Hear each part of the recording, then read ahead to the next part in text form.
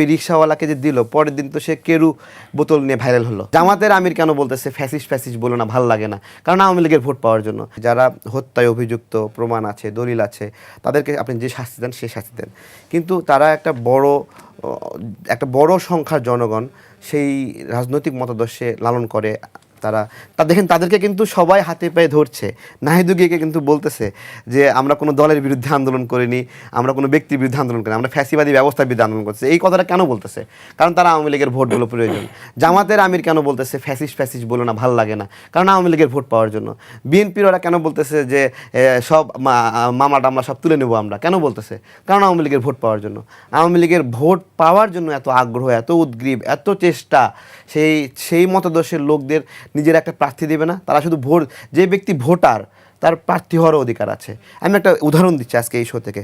নুরুল হক নূর বলছে যে যে আওয়ামী লীগের লোকদের বলতেছে আপনারা বিভিন্ন দলে যুক্ত হয়ে যান, ঠিক আছে, হয়ে আপনারা রাজনীতি করেন। অথচ তার সাধারণ সম্পাদক বলতেছে যে আওয়ামী লীগের কেউ রাজনীতি করতে পারবে না, এবং তারা স্বতন্ত্র লীগ হয়ে বা কোনো দলে গিয়েও কোনো দলে গিয়েও তারা আন্দোলন করতে পারবে না। দুইজন দুইমুখী কথা বলতেছে।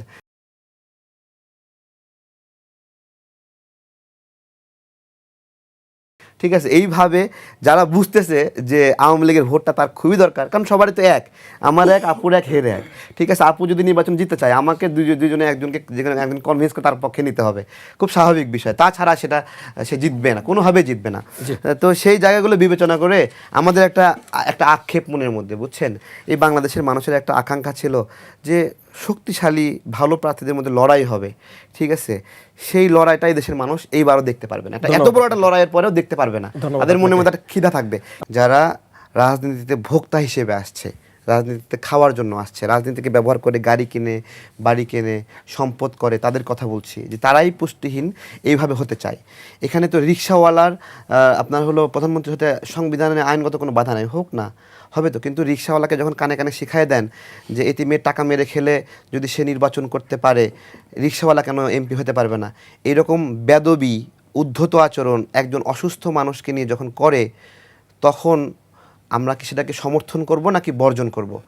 এইগুলো আমরা প্রত্যেকটা চলার পথে, কাজের পথে আমাদেরকে সিদ্ধান্ত নিতে হবে যে কোনটা আসলে ম্যানারের মধ্যে পড়ে, কোনটা ম্যানারনেসে পড়ে।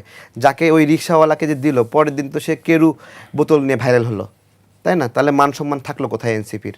জবাব দিতে পারবে তারা?